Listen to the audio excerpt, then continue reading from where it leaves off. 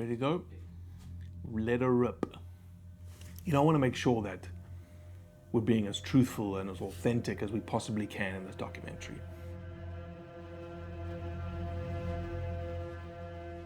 Pues pensé que era el principio del fin de Cabañeros como le conocemos.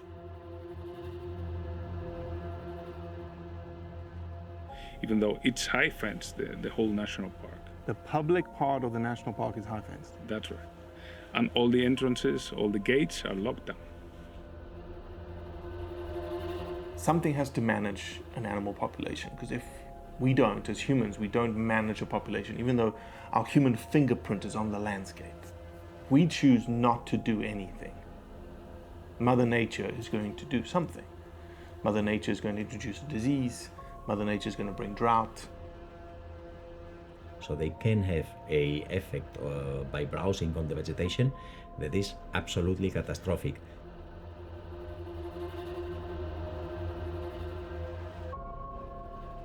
Ese es un ejemplo, el de Cabañeros, que dentro de muy pocos años se estudiará en todo el mundo.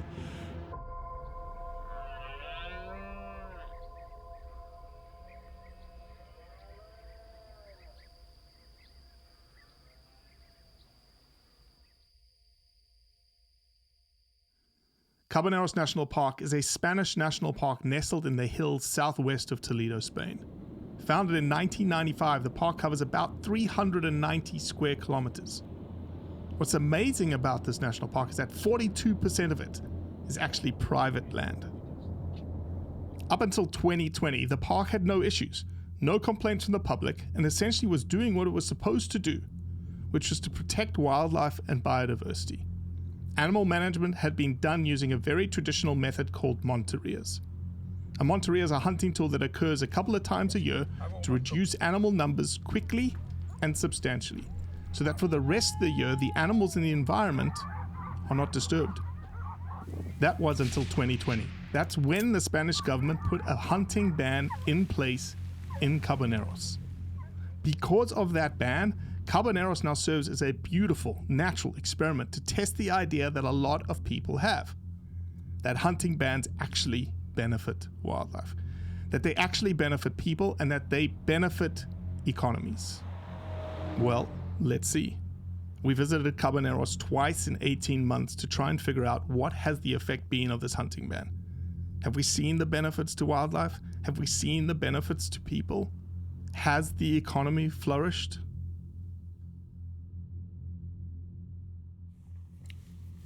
I think it's important to note that we're focusing on wildlife management, habitat health, ecosystem health. But there's a socio-economic engine, socio-economic ripple effect that is associated with an activity like hunting. Jobs, livelihoods, economics, okay? Especially in rural places like here in Spain, in Cabaneros in Spain. You can see the same thing happening in Zimbabwe or rural Australia or rural Pakistan, in that the rural community functions on certain pillars that the community is built on. Typically, agriculture is a big pillar. Okay?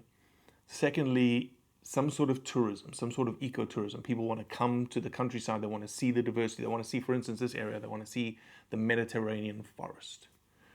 Thirdly, is a land use that is of choice. Here in Cabaneros, that land use of choice is hunting. And so it's a three-pillared stool, three-legged stool, essentially. And in a rural landscape that people are now leaving to go to the cities, each leg becomes more important. And so when you take a leg away, like you take a leg like hunting away from the people of this area, it has a tremendous effect.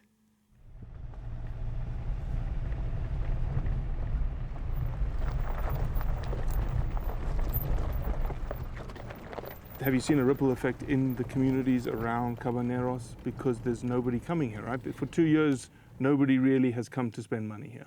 That's right. And this is something that you will realize. You will see. I will show you. There's a lot of businesses that have been locked down. A lot of business that will not survive in the next year. It's And not due to those- COVID? It's not due to No, COVID? nothing to COVID. But COVID was the same time frame, right? Yeah. COVID and the hunting ban, they shape over one another. So, Yeah. you know, from my perspective, trying to be fair and unbiased here, are we not just seeing symptoms of COVID? No, not at all. I mean, during COVID time, we could hunt it. I mean, during the season of 2020, we were in the middle of the COVID, we could hunt. Oh, okay. So we quit hunting December 2020, even with COVID. So that was not the fact. The fact is that there were some salaries and some jobs here that have been lost because these people had to move out because there were no more job for them, no more work for them. And this will happen more and more. With the impact of this ban clearly reaching farther than we initially thought, it was time we spoke to some of those that were affected. If there wasn't any hunting, if hunting was removed completely, banned completely, not just temporarily, completely, how would it affect this town? Pues esto afectaría en que lo más normal es que nos iríamos, poco a poco nos iríamos toda la zona del pueblo, todo, no este pueblo, sino toda la zona, todos los pueblos de por aquí. Por aquí sin la caza no se entiende que pueda subsistir el pueblo solamente con lo que hay ahora mismo de agricultura y ganadería. O sea, es imposible. O sea, una de las bases fundamentales de la entrada de aquí del pueblo de dinero es la caza.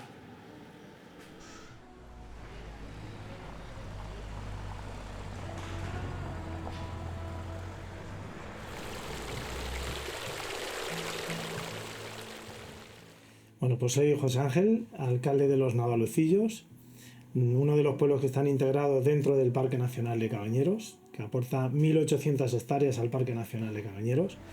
Pues económicamente, para el ayuntamiento como tal, le supone un 10% más o menos del presupuesto. Un 10%, es importante. Y luego nosotros tenemos 6 cotos de caza mayor, y esos 6 cotos de caza mayor generan riqueza no solo durante las monterías. Yo hice un estudio ya hace tiempo y se traducía en más de 1 millón de euros anuales de forma indirecta al pueblo, al municipio de los Navalucillos. O sea, es importante.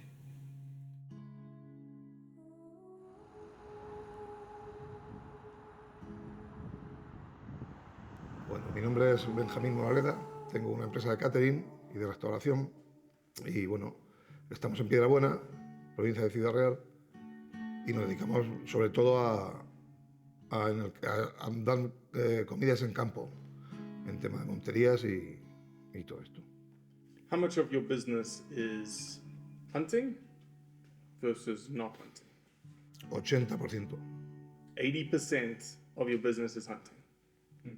Of the 80% of your business, how much is on Cabaneros private estates? Pues un 60% porque toda esta zona prácticamente está en Montes Norte, está enclavada en zona Cabañeros. Entonces, el 60% seguro.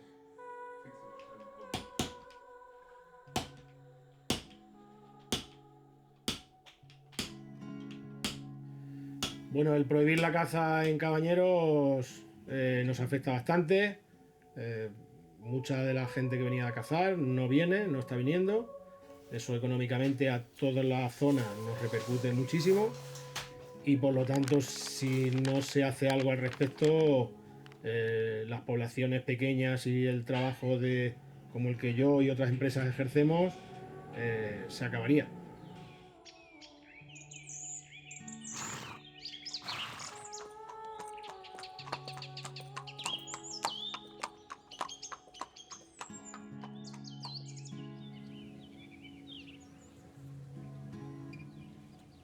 Me llamo Pablo Fernández Jiménez, trabajo de mulero, me dedico a sacar reses. Claro, me ha afectado en ingresos, yo era una de las fincas más grandes que cazaba y he tenido que reducir un poco las mulas porque no me hacían falta tantas, he tenido que vender algunas.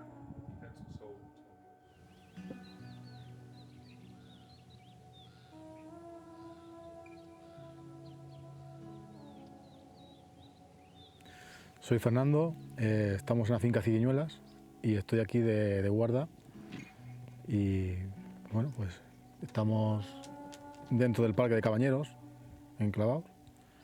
Pues hombre, que prohibir la caza aquí, lo primero que te quitan pues es puesto de trabajo. Ya no solamente eso, sino pues no solamente yo que estoy trabajando en la finca directamente aquí. No sé, pues desde hoteles, es que la caza mueve mucha, no solamente lo que es la propia finca, mueve los pueblos de alrededor.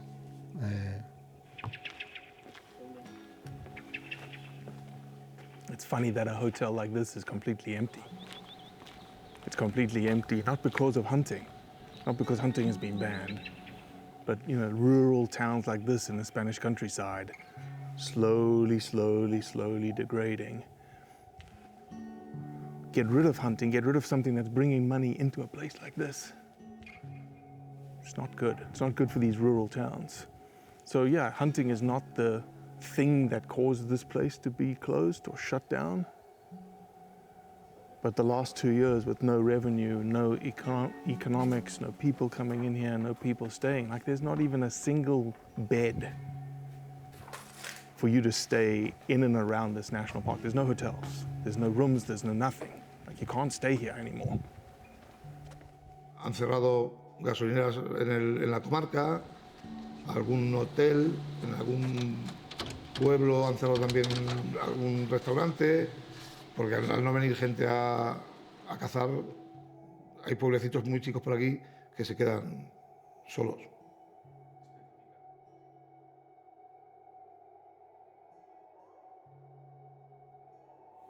Does he think the town wants hunting to come back, or the town is happy that hunting is, it's almost just forgotten? Not that it was bad, but we'll replace it with something else.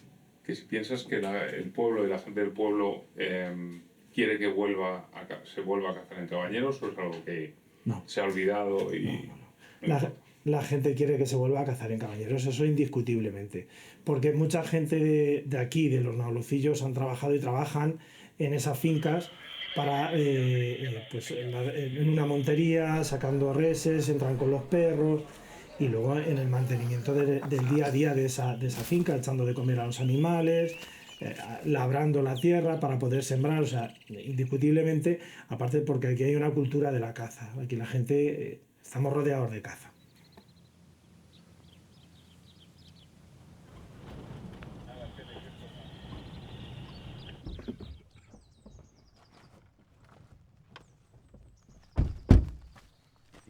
And the other thing that we've seen is that you've told me the last time we were here, there were 9 people employed on this property. Right. Before we came, there were like 18. Mm-hmm. Now today, there's only 4. That's right. Why? Because there's no activity. And what's the point to have so many people for no activity? And we don't have a target. We don't have a date where we are going to start. So that's why there's no point to keep the label. So we are reducing it. And it's shame because there are lots of unemployed people in the area. All these towns that we saw last time, they are losing population. People are going to the cities because they have no job here. So it is really a shame, and it's something that we were talking about the other day, when last 18 months ago when you were here, and it's happening, and this is a fact. I mean, we were 9 those days, we are only 4 now. Mm.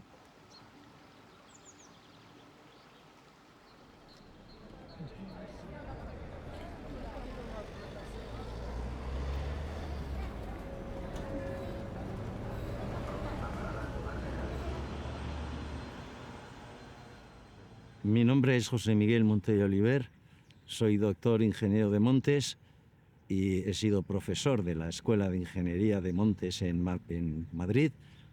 La naturaleza tiene su funcionamiento y el hombre tiene sus necesidades. Entonces, conciliar las dos cosas es un proceso de ingeniería complejo, no es un proceso fácil. Entonces, ¿qué tenemos que hacer? adecuar la naturaleza al hombre y a la conservación. Al final es garantizar la sostenibilidad de las cosas que hacemos. Es decir, siempre que actuemos en beneficio a la vez de la naturaleza y del hombre. Y ese asunto, pues claro, es bastante difícil. When we first visited Cabaneros, this imposed hunting ban had been in place for over 2 years. Now, I've studied, looked at, experienced firsthand animal populations all across the world. I've been to Africa, New Zealand, Europe, all across the United States. In every single case study, whenever animals are confined, there has to be a strong hand of humans in the management equation. The idea that because of the hunting ban, there had already been 2 years of uncontrolled population expansion in what is essentially a confined area that's fenced, even though it's pretty big, really has me wondering, what are we about to see here?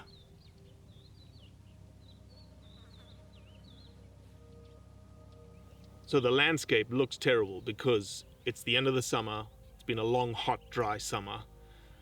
And we're here because this is the time of year you want to know whether your animals are stressed or are they unhealthy, because the rut is about to kick in. We could have come here in the winter. We could have come here when there's going to be green grass on the ground, but the animals would have been dispersed. But now's the time to understand how a increased capacity of deer on the landscape, an increased density of deer on the landscape affects this habitat, affects this ecosystem.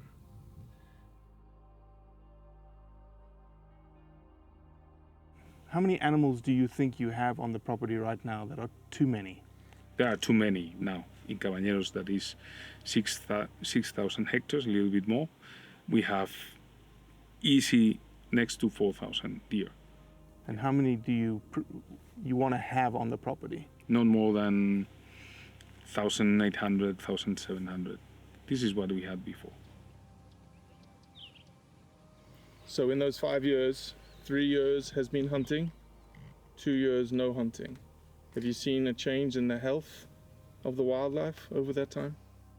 Sí, la verdad que sí. Antes estaban, más calidad, menos densidad, ahora mucha densidad. Hay muchísimos más, el doble o el triple. Y ha bajado la calidad. Mucho más delgado y bueno, que están pasando hambre. Me llamo Javier Camarena, vivo desde hace 30 años aquí en Horcajo de los Montes, soy veterinario, tengo una empresa de turismo activo y soy hasta ahora teniente alcalde de Horcajo de los Montes. You used to work for the state. You used to work for the state as the veterinarian for Cabañeros National Park, right? Sí, he estado cerca de 20 años haciendo el control sanitario de los ciervos que se capturaban en el Parque Nacional de Cabañeros. Why are the animals being moved to a slaughterhouse? Why are they not being hunted here? It's the same scenario, right? Yo es una de las cosas que no entiendo mucho, porque creo que aunque legalmente se puede hacer, que de hecho lo están haciendo, porque cuando se hace cualquier cosa en el parque cumple la legislación, pero no entiendo que haya alargar un poco la agonía, transportarlos 400 kilómetros cuando se pueden sacrificar in situ, cuando luego el sacrificio es el mismo, tanto en un matadero como puede ser en el mismo parque. Y hay que evitar el sufrimiento, y yo creo que lo suyo sería, pues como se estaba haciendo hasta ahora, sacrificarlo in situ.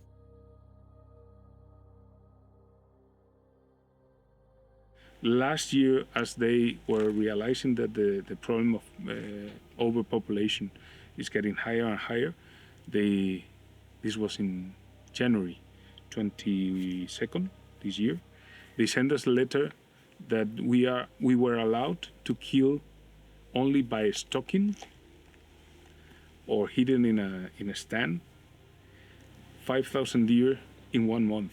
Oh my gosh. So obviously we refused that option because it was completely impossible. Who's going to pay for that? private owners. That's the other thing.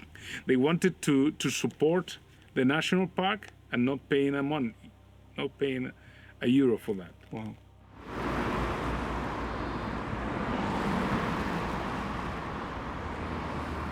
Okay, my name is Cristian Gortázar. I work at the IREC Research Institute on Wildlife here at the University of Castilla-La Mancha, where I am a professor of animal health. Can you tell us whether or not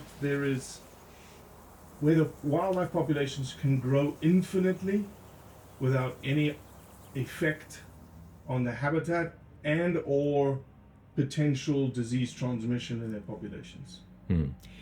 As you know perfectly, populations grow in a way that starts being very slow, then it becomes exponential, and then it gets asymptotical once the animal population reaches the carrying capacity of the habitat. So there is nothing like an infinite growth. The problem is that once you are close to the carrying capacity and you start to reach this asymptote, the way the populations regulate themselves is a disastrous way because it is based on diseases. Unless there is hunting, there is predation, or there is other means of reducing the population size. And when you reach this asymptotic level, you are already at a level where the effect of the population on the habitat is very detrimental.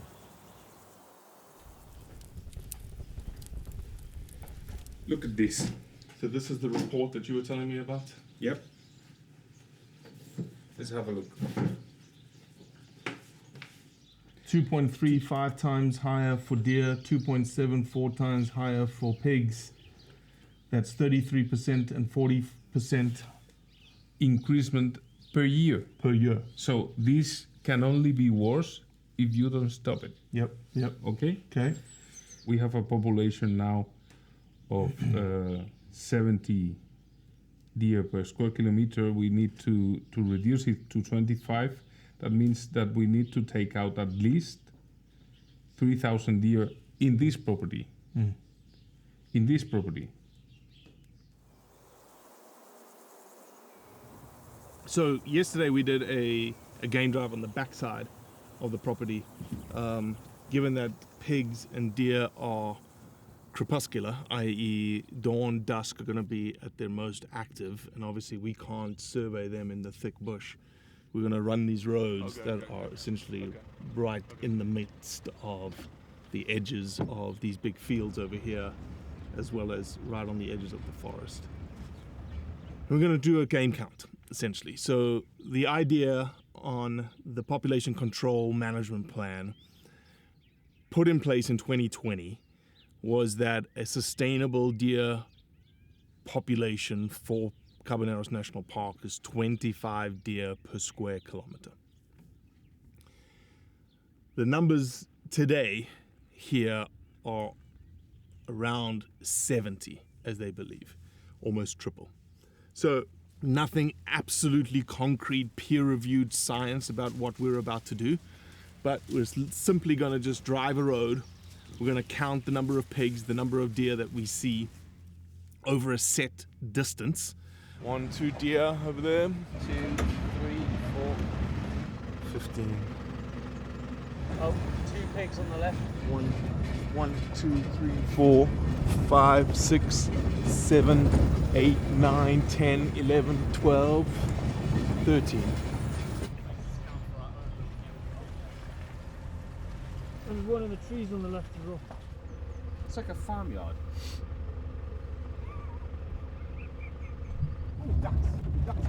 No, there's 4 piglets there. We're going to assume some sort of spatial area around the road that the deer and pigs are being pulled from. And that way we can then calculate a density, which is the number of animals per area. We'll make it into a kilometer squared. And we'll see. We'll see what the numbers are. Pretty simple. What are we on? A lot. As I said previously, this isn't a peer-reviewed study. It hasn't been repeated, and if it simply looks like 4 guys in the back of a truck counting animals, that's because it is. It might not be perfectly scientific, but it's a good reflection of the reality on the ground. So apologies. I'm going to get a little nerdy just for a second.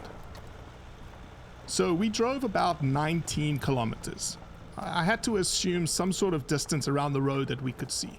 So I assumed about 80 meters on either side of the road, so roughly a width of about 160 meters. Obviously, at times it was less than that, at other times it was more than that. So we looked at about 300 hectares. It's about 3 square kilometers. In that distance, we saw 616 animals, 268 pigs, 348 deer. If you've done your calculations in your head and you were good at math at school, that's about 205 animals per square kilometer. The healthy carrying capacity of this area is determined by the managers, the scientists in Spain, is about 25 animals per square kilometer. That means we saw 8 times the amount of animals that we were supposed to see. You did not hear me incorrectly. 8 times the amount of animals.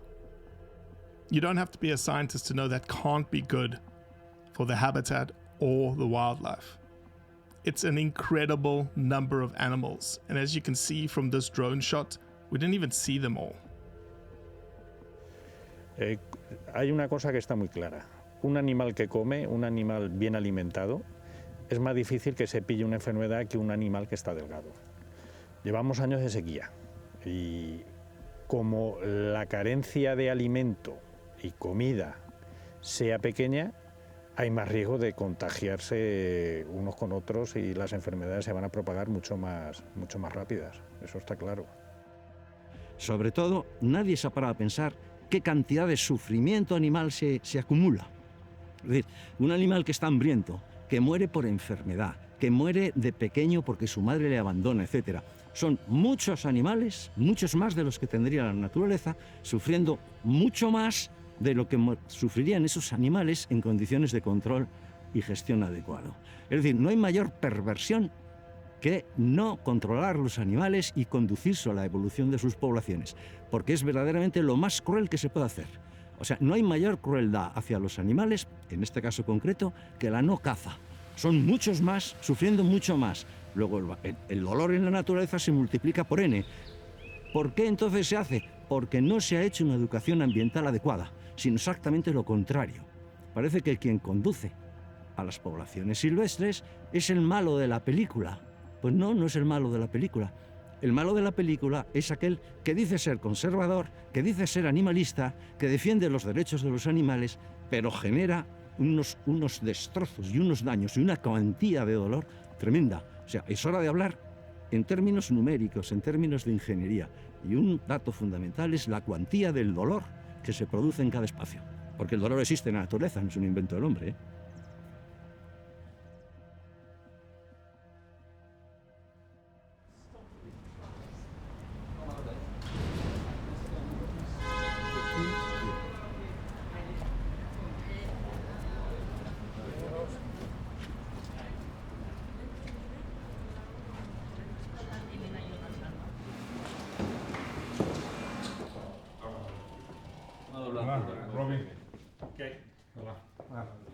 Can you give us his name and his job and his specialty?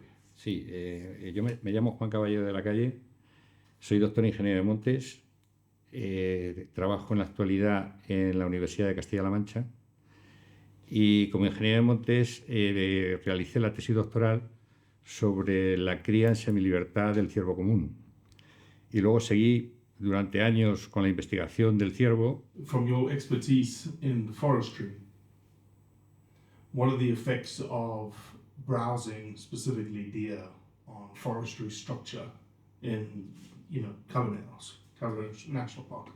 En el momento que hay una superpoblación de ciervos, el daño que van produciendo en el monte pues es tremendo. Es decir, las especies más nobles al final no se pueden regenerar. Es decir, si cae una bellota al suelo y sale una plantita de encina, el ciervo se la va a comer. Eso es así. Si salen 100 plantitas de encina en 3.000 o 4.000 metros cuadrados y hay muchos ciervos, pues no va a quedar ni una sola. O sea, regeneración no va a haber ninguna. So far, we've only shown you the welfare of the 2 main species most obviously affected. But when you look beyond the red deer and beyond the wild boar, what effect does their population boom have on the rest of the habitat? It's very difficult for people to understand that there are more things in the ecosystem than just deer and pigs. In many parts of Africa, I've seen habitats decimated, essentially eroded to nothing, and effectively the extinction of biodiversity due to the high numbers of livestock, essentially just lots of animals. Livestock or wild animals, when you talk about too many of either of them, they're the same. With the numbers of animals we're seeing in Cabaneros, I'm beginning to wonder if the situation is any different from what I've seen in Africa. And absolutely critically, what happens when you push an ecosystem like this too far?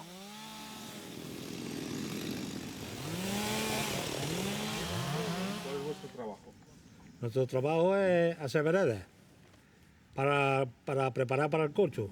Cuando comparas esta finca con otras que conocéis, que habéis trabajado, en las que se caza habitualmente, si habéis notado que en esta finca el monte está más dañado, más deteriorado y menos monte.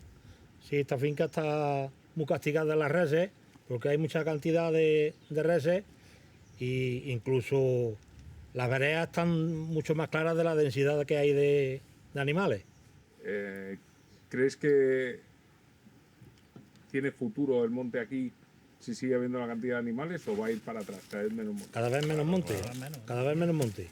Se come el retoñillo que va saliendo y el recrío no hay ninguno, se lo han comido todo. O sea, que no hay regeneración de árboles. No hay. No. So a lot of people say, show me the proof, right? Show me the proof. The place to show it is right here. This is where we are. And you can see from here down, there are no leaves. It's called a browse line. A browse line occurs when there is too many deer, in this case, too much wildlife in an area.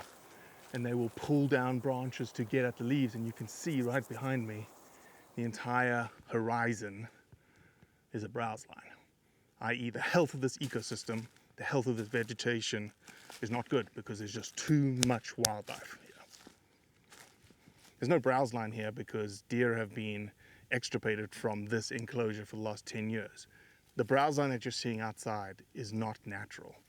This is probably not natural either because there's no deer here. Deer are native to the system. So you're going to have some sort of browse pressure on these oaks, but not the browse pressure that you're seeing outside.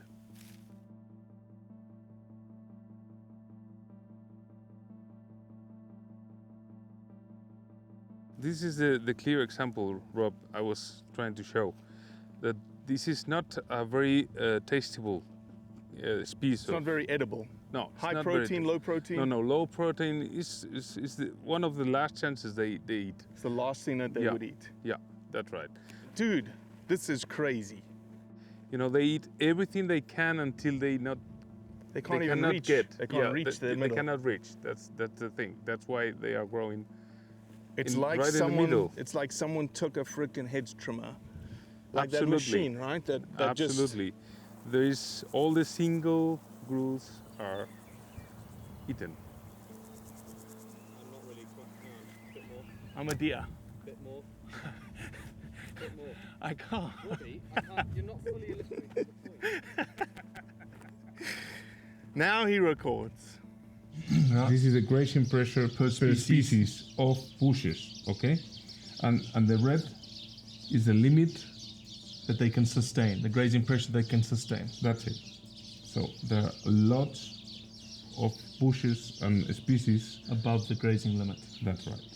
And many of them are those that are bushes and they have the height what the animals can eat. I mean, because all these are big trees. Yeah. And these are some pictures of how is some of the areas and how they were. And we are comparing pictures from 2018, 2021. You can clearly see the change. Yeah. It's unbelievable. Look at this. In our time at Cabaneros, we came at the worst time and at the best time to truly understand the gradient of the impact that this ban has had. The reason we came back during springtime is to show Cabaneros at its most healthy from a vegetation standpoint. We want to see this place in the best condition possible, as well as obviously the worst. Vegetation is key here. Vegetation is key to understanding the health of a habitat because it simultaneously provides the sustenance and shelter for the entire food chain, from little insects to partridges to deer and pigs. There is no better way to show change in vegetation than through the use of satellite imagery. These satellite image comparisons that you see here tell a very concerning story played out over a massive landscape. The recession of the tree line and cover shows what effect the overabundance of deer and pigs is having on the key thing that keeps everything in balance in this ecosystem, which is the habitat. Without the habitat, well, you can almost forget about everything else. No flowers, no insects, no nothing. Essentially, the whole system of Cabaneros is unraveling. Es importantísimo el control de las poblaciones de ciervos. Normalmente los aprovechamientos, bajo la experiencia que yo tengo de esas fincas grandes que hay en Cabañeros, normalmente ese ciervo lo han tenido controlado. En el momento que ya no puedes acceder a la caza de ese ciervo, pues claro, surgen unos problemas pues que al final terminan arruinando la vegetación. Soy Daniel Burón, soy ingeniero de montes de formación y desde el principio pues me especialicé en la gestión de fauna. Is there a relationship between herbivores, grazing, and habitat health? Sí, hay una relación directísima y total entre la herbivoría y la salud del monte y por lo tanto de la biodiversidad. En la naturaleza, una de las cosas que me dijeron cuando yo empecé a trabajar, y me lo dijo un jefe que tuve, es que todo está conectado. Y es una cosa que vas confirmando y si no tienes eso en la cabeza, vas confirmando con el tiempo, y si no tienes eso en la cabeza, de hecho no te puedes dedicar con efectividad y a la gestión de la naturaleza, porque cada vez que tocas una cosa afectas a todo, ¿no? Okay, so what I'm going to do is, because we've got enclosures here and often you don't see sort of an opportunity for a scientific experiment, what we're going to do is what is in the science community called the line intercept transact. So what that means is I'm going to walk 30 paces, and every time I put a foot down, I'm going to just say and record what species my foot touches, essentially. I'm going to use a stick to put down exactly where it goes. Normally I'd have a tape measure, I'd run a line and would drop it every 30 centimeters or 1 meter. I don't have that equipment. I'm just going to do as best a job as I can, straight line as I can. I think importantly, what I didn't note here, because I didn't need to, is that every single step I hit, well, I did note it, every single step for 30 of them, I hit something. I hit a piece of vegetation. There was no bare grass, no bare ground, essentially, which is an important point inside an enclosure versus outside. So now we go outside, we do the same thing.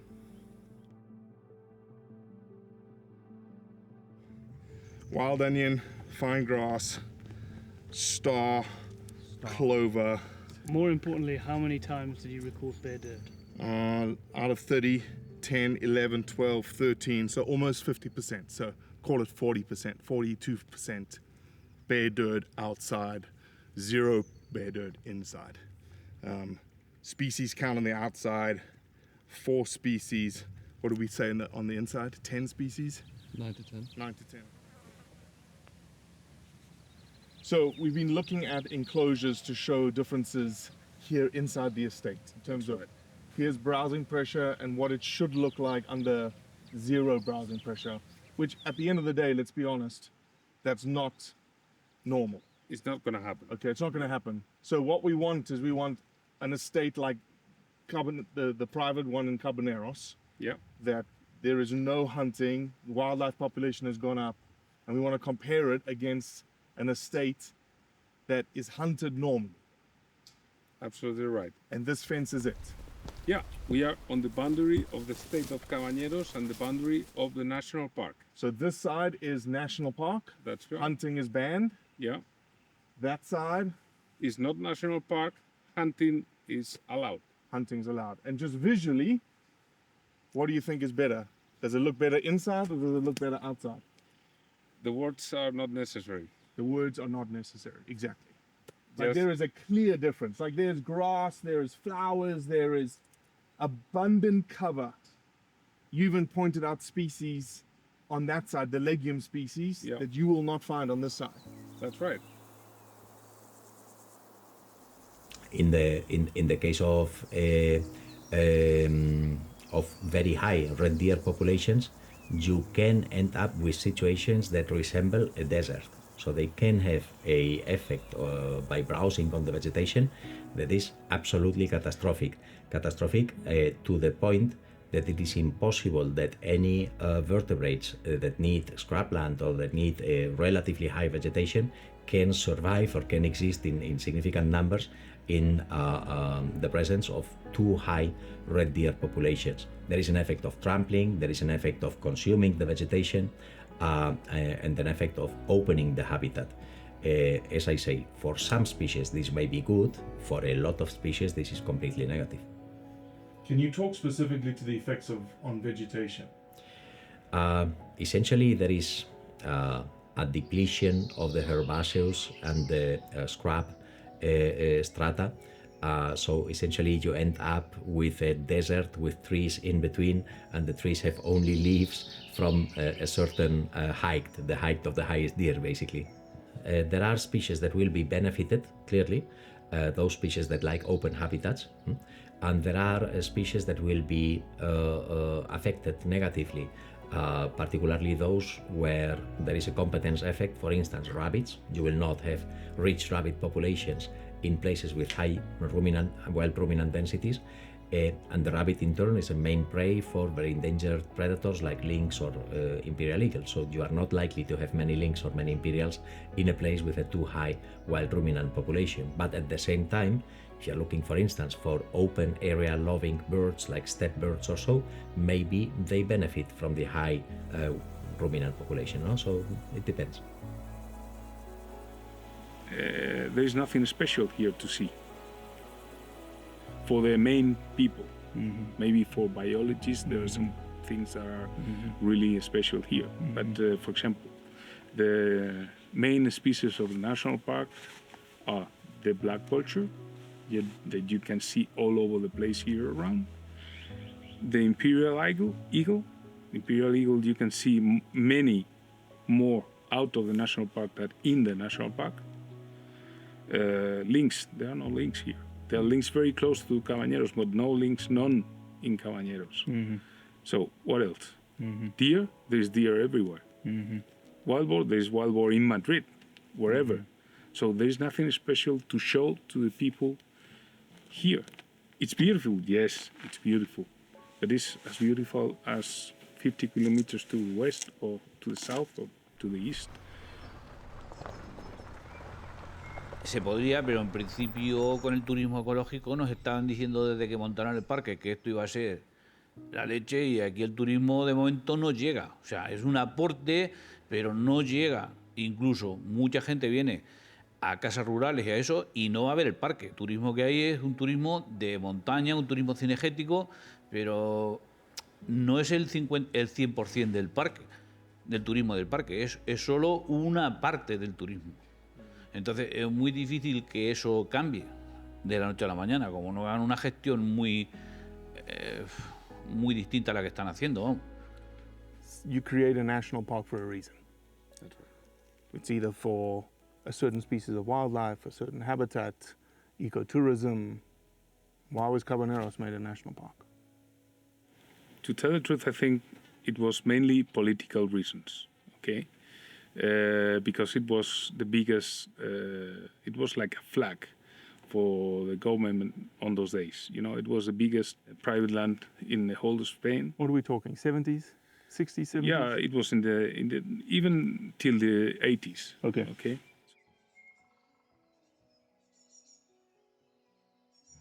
Si lo que tenemos que hacer en todos los espacios, con independencia de su denominación oficial, legal, etc., es lo mismo, Es decir, es alcanzar la sostenibilidad y dentro de la sostenibilidad los objetivos debidos de la conservación. Hace falta que esto no sea un bla bla blu blu de políticos. No construyamos con la sostenibilidad y el desarrollo sostenible otro trampantojo más, no. Hay que convertirlo en una ingeniería real. Es decir, medir las cosas, cuantificar las cosas y actuar en consecuencia.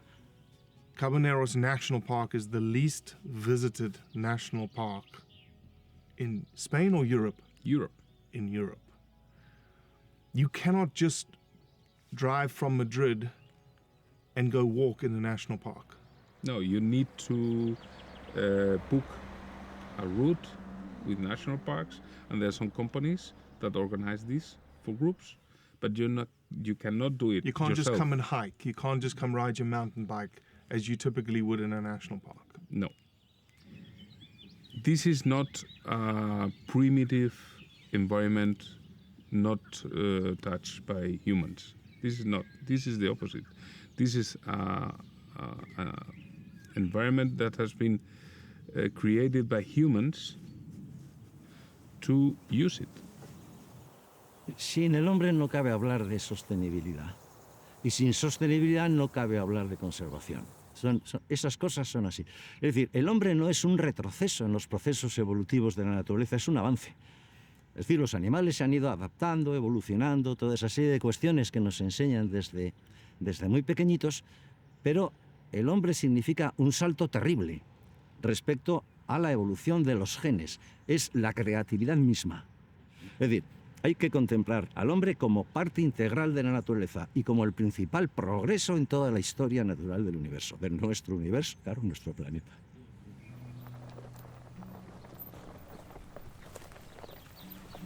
Yeah, I think the biggest thing that I have to wrestle with in my brain is, what is a national park? You look at national parks all over the world, and they're supposed to be these like beacons of biodiversity, of people going and generating tourism and generating jobs and exploring areas.